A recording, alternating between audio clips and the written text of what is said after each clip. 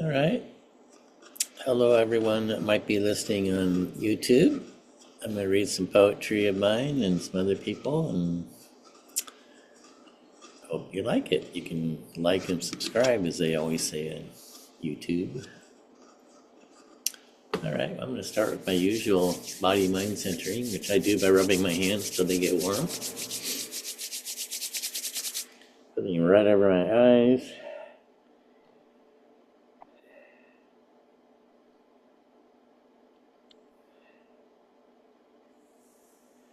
A couple times.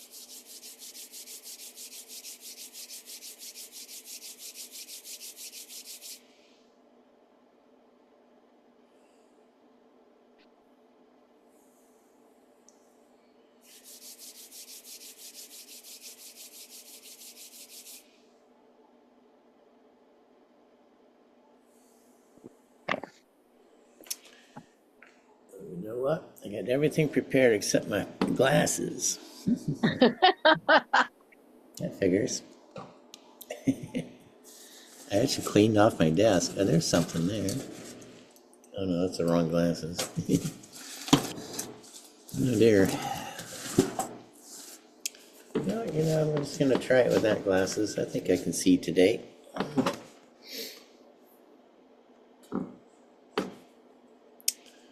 So what do I do? I'm gonna read a few of my poems. We'll read one of Glenda's and some stuff. Oh, this is gonna be a challenge. We can wait if you want to go get them. Yeah, it's a little fuzzy. I better go get them. Sorry, guys.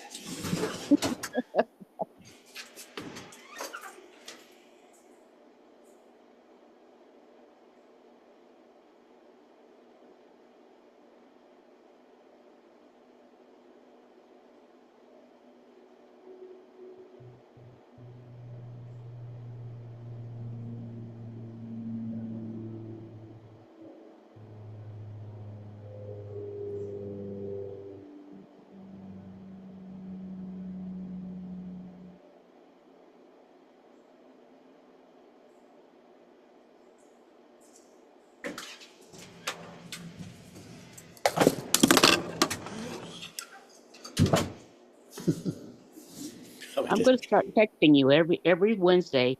Just make sure you have your glasses. Oh, I got my calendar in the right month. I know. I think. Is it March? It is. Yes, it's March. It's still March. It's almost the spring equinox, right?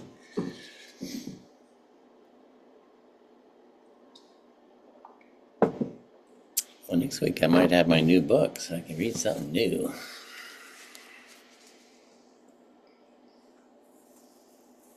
Oh, I didn't write anything this week.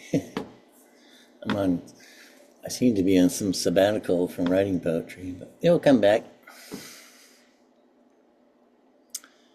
This is one I wrote about my brother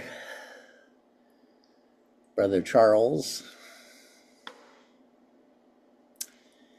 Writing a line of poetry, I become my brother sketching. 7 years older than me, he wanted to be called Charles. I called him Charlie. A child of the 60s, he painted fantasy scenes in tones of rainbow. Later in life, marginalized by lack of money and stubborn idealism, he still painted happy hippies dancing around the tree of life. In my youth, when we all feel special and limitless, I thought myself so different than him. But when we both got older and I needed to often rescue him from the pitiless world, I saw our parents in each of us, and there was that creative eye. And in some larger way, I saw the world had molded us into the same scared, scarred person. Yet even when life must have seemed dark, his inner eye always saw a glow penetrating. Sometimes when I too feel helpless in the cold facts of life, I've learned also to see the brightness shining all around us.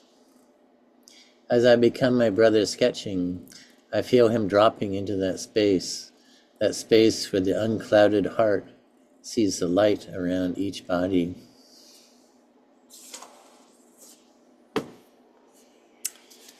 Beautiful. Yeah, I like that one.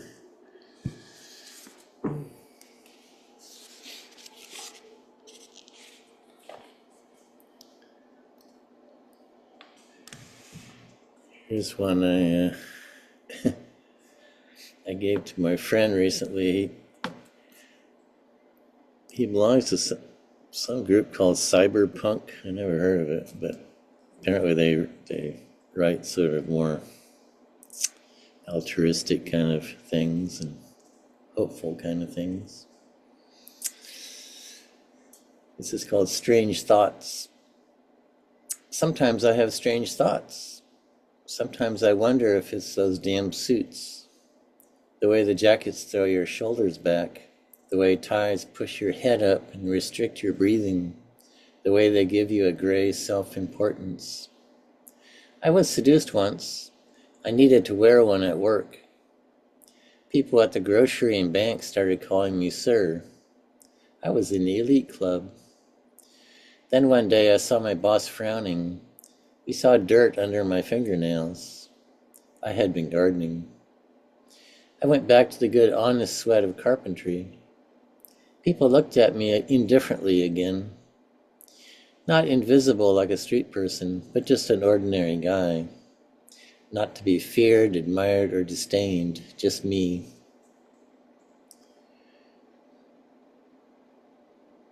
Oh, there goes Brenda. Cool.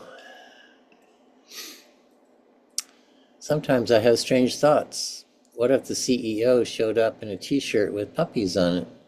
Would he, could he, sign the papers that chained a young girl to a sewing machine? Or allow his black oil to seep into the virgin jungle? It would be a small and silly thing, but maybe that's best. Big things put us in those suits, make us feel important, but also weirdly impotent, like we're in a colorless prison. Sometimes I have strange thoughts. What if for a day these powerful people loosened their ties, took off their black shoes, felt the earth, put their manicured fingers in the dirt, and planted a single seed?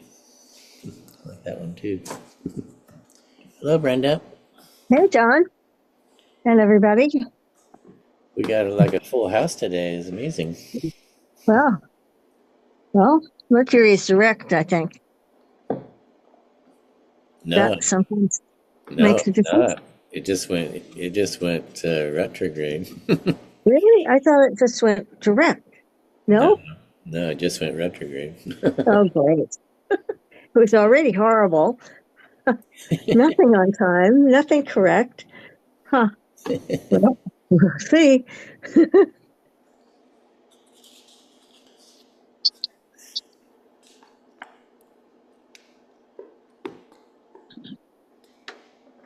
Did you get the poetry that I sent you from Melanie? No, I did sent, you I email sent it? it. Yeah, I emailed it. Yeah. Oh gosh. Well, it's okay. I just looked You up can. the email, or maybe no, I'm not sure. Huh. Well, you know what? You can save it until another time.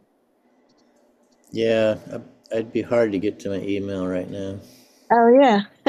That's okay. I should find her book. It seems to be missing in all Hmm. my stuff. I do have her book. Yeah. One of them, yeah, she's got a couple. Yeah. Anyway, Yeah. Anyway, I'll look for that. If I don't find it, I'll tell you. yeah. Brenda's talking about a young woman who, at sort of a young age, she became chronically, what do they call that? Chronic fatigue syndrome. And she had a really Uh-huh. tough life, but she wrote some really nice poetry around it. Okay, one more from me, and then we'll get on to something else. Let's see. Hope. He's a well-respected poet, the one I'm reading.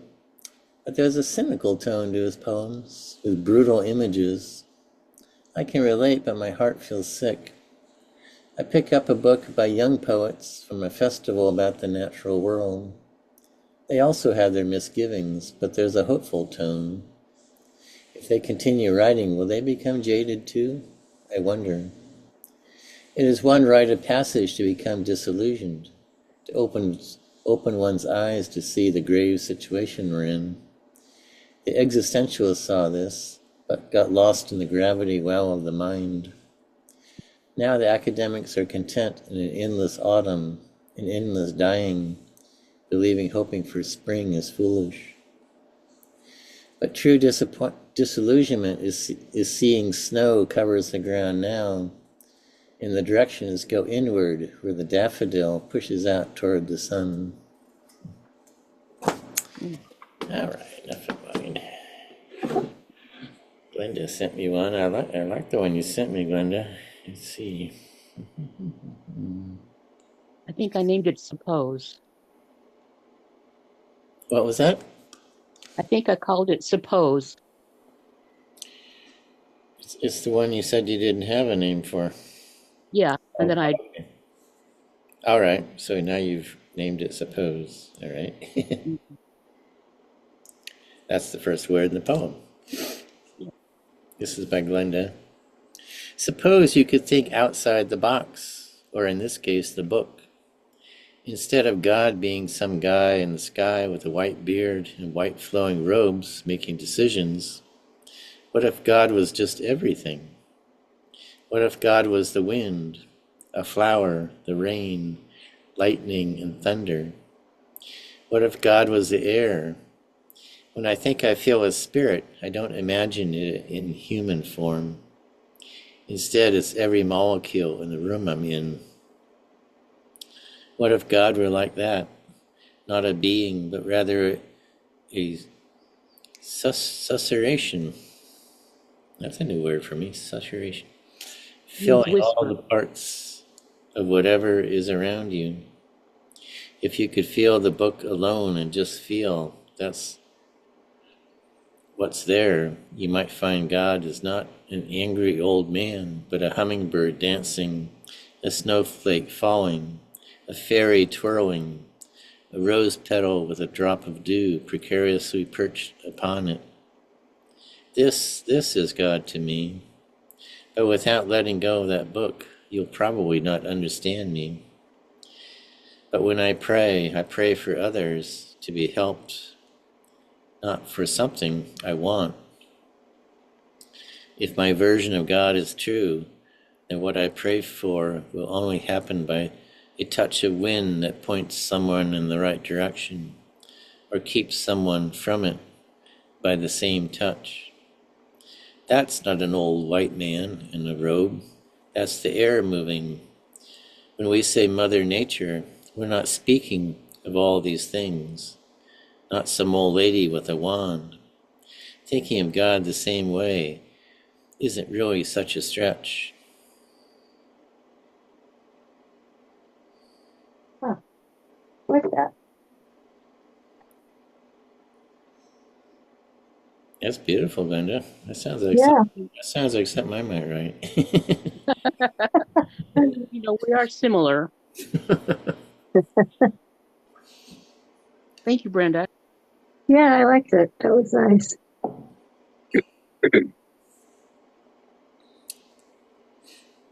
Should I read your alliteration poem? Yeah, that's the first poem that you ever read of mine. Oh, really? The alliteration one? Yeah. Well, let's read it then. Alliteration. The sun sinks slowly in a sizzling sky. The tiny creek tinkles past the tiny stones. I watch you waiting by a willow who weeps. I smile to see you standing there. Flowers frame your face, then fly to catch the chance of climbing high. Along a wind to wander and waft, while I wait, wondering without a word, tempted to take to the air to taste the freedom they feel with tender haste. You take my hand, we hasten on, laughing at the language of love life speaks. Ah, you Mm. say, remember this. Okay. I don't remember it, but I like it. When you first read it, you said it would be fun to read. Oh, okay. Yeah, it is fun to read.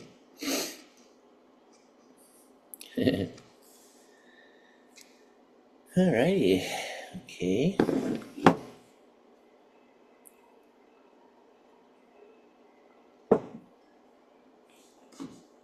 Oh, time is flying by.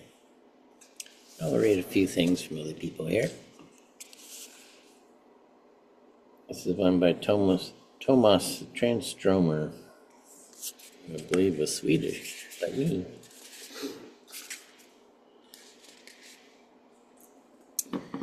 Face to face.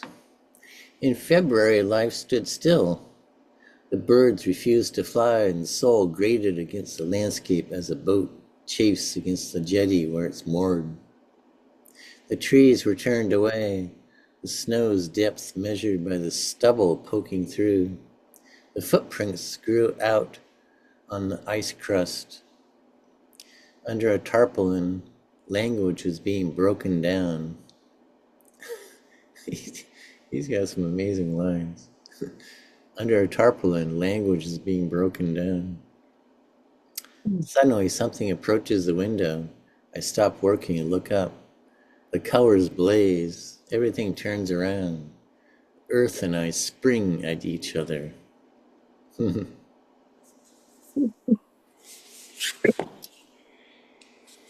like he's playing with words. Let's read one more of him. A winter night. The storm puts its mouth to the house and blows to get a tone. I toss and turn, my closed eyes reading the storm's text. The child's eyes grow wide in the dark, and the storm howls for him. But both love the swinging lamps, both are halfway towards speech. The storm has the hands and wings of a child. Far away, travelers run for cover. The house feels its own constellation of nails, holding the walls together. The night is calm in our rooms, where the echoes of all footsteps rest, like sunken leaves in a pond. But the night outside is wild. A darker storm stands over the world. It puts its mouth to our soul and blows to get a tone. We are afraid the storm will blow us empty. Yeah, well,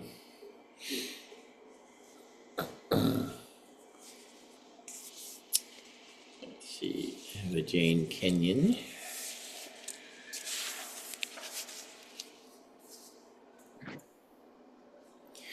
Things. The hen flings a single pebble aside with her yellow reptilian foot. Never in eternity the same sound, a small stone falling on a red leaf.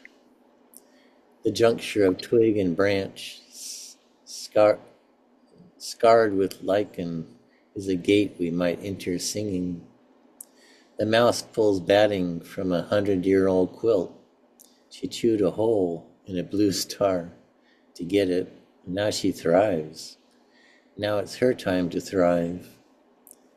Things simply lasting then, falling to last, water, a blue heron's eye, and the light passing between them. Into light all things must fall. Glad at last to have fallen.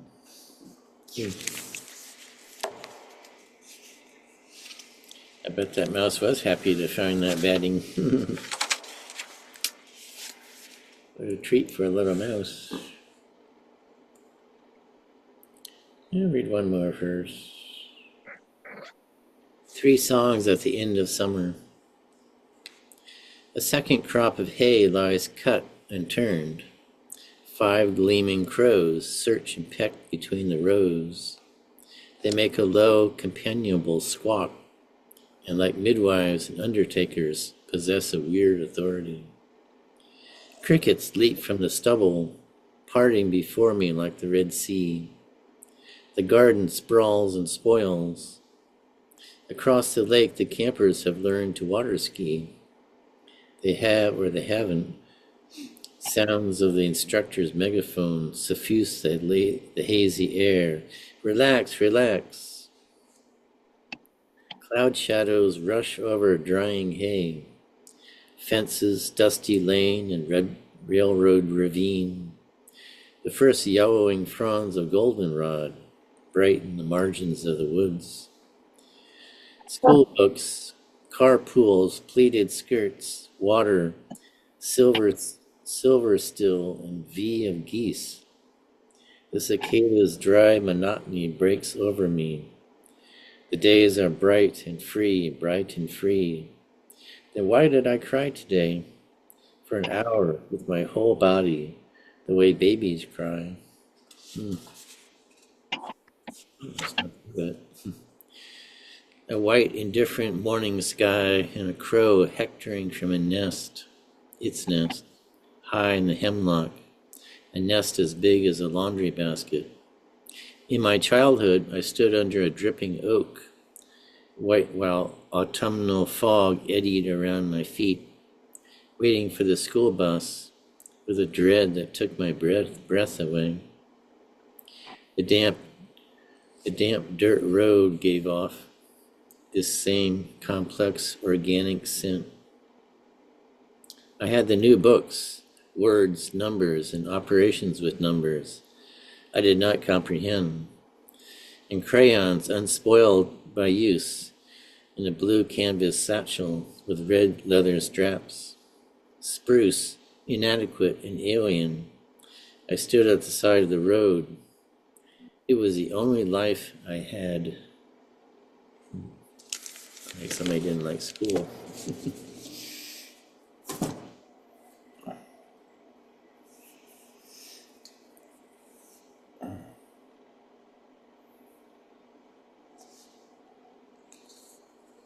What time is it? Let's see. Yeah. Here's a Rumi. A little change of pace. The circle around zero. A lover doesn't figure the odds. He figures he came clean from God as a gift without a reason, so he gives without cause or calculation or limit. A conventionally religious person behaves a certain way to achieve salvation. A lover gambles everything, the self, the circle around zero. He or she cuts and throws it all away. This is beyond any religion. Lovers do not require from God any proof, nor any text, nor do they knock on a door to make sure this is the right street. They run and they run.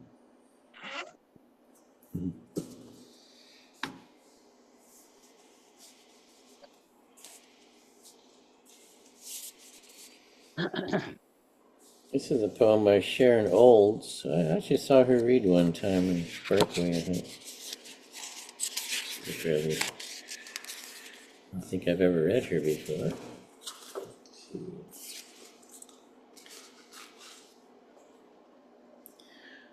The pulling. Every hour now he is changing, shedding some old ability. Knees up, body tin-colored, hair black and gray, thick with grease like ritual unguent. My father moves hour by hour, head first towards death. Ooh. I sense every inch of him moving through me toward it, the way each child moved slowly down through my body, as if it were God feeling the rivers, pulling steadily through me, and the earth pressing through the universe, itself hauled through me heavily and easily, drawn through my body like a napkin through a ring, as if my father could live and die safely inside me. Ooh.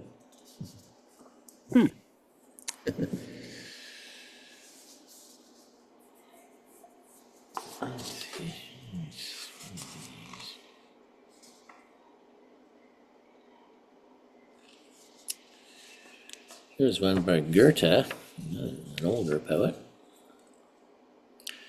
Over all the hilltops, silence. Among all the treetops, you feel hardly a breath moving.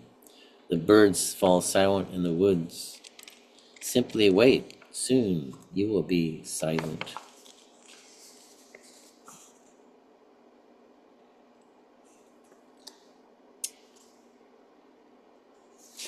Let's see. What's here to read?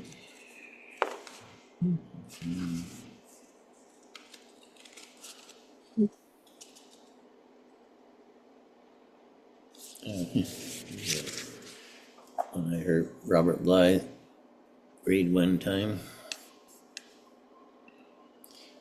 A Hole in the Basket by somebody named Bhattri Hari. A mouse once gnawed a hole in a basket in which a famished snake lay sleeping. The mouse fell into the snake's open mouth. Then the snake, revived by its meal, crawled out through the same hole by which the mouse entered. Friends, be satisfied with your life.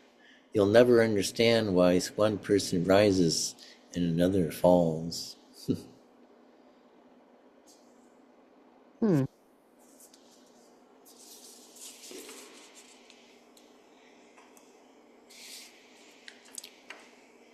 Oh, here's one I always like. By Galway Canal, Daybreak. On the tidal mud, just before sunset, dozens of starfishes were creeping. It was as though the mud were a sky, and enormous imperfect stars moved across it as slowly as the actual stars cross heaven.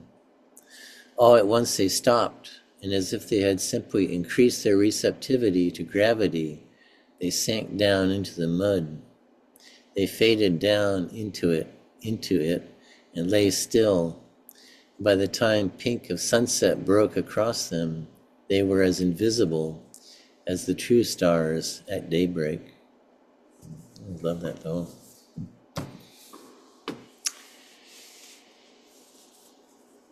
Okay, I think it's Mary time.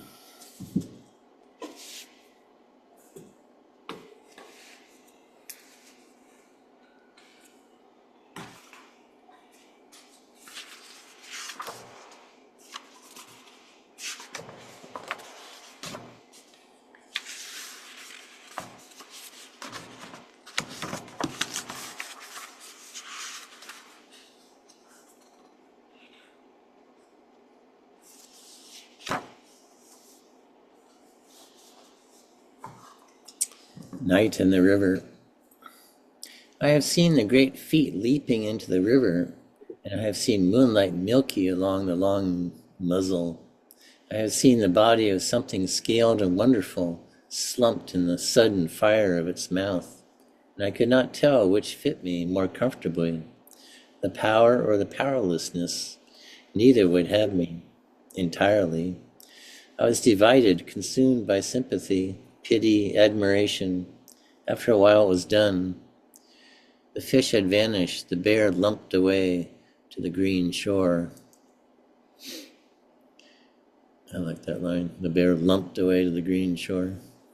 And into the trees, and then there was only this story. It followed me home and entered my house, a difficult guest with a single tune, which it hums all day and through the night, slowly or briskly, it doesn't matter. It sounds like a river leaping and falling. It sounds like a body falling apart.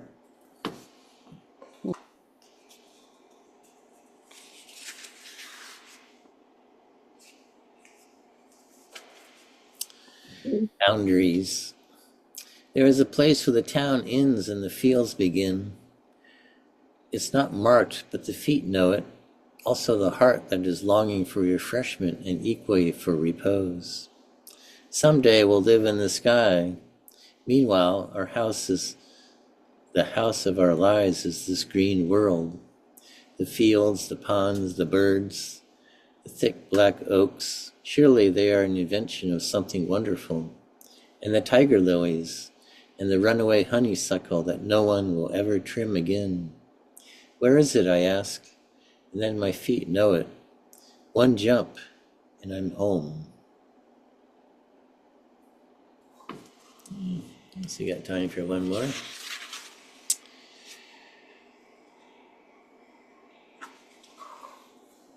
Another everyday poem. Every day I consider the lilies, how they are addressed, and the ravens, how they are fed, and how each of these is a miracle. O Lord, love, and of sorrow for the lilies and their bright dresses, cannot last but wrinkle fast and fall, and the little ravens in their windy nests rise up in such pleasure at the sight of fresh meat that makes their lives sweet. What a puzzle it is that such brevity, the lavish clothes, the ruddy food, makes the world so full, so good. All right, well, I think our time is up, guys. It was so nice to have you all here. Thank you, John. So, hope you all have a lovely week, and we'll meet again next Wednesday. And I'll text you about your glasses. Yeah, I can see they're crooked on my face now.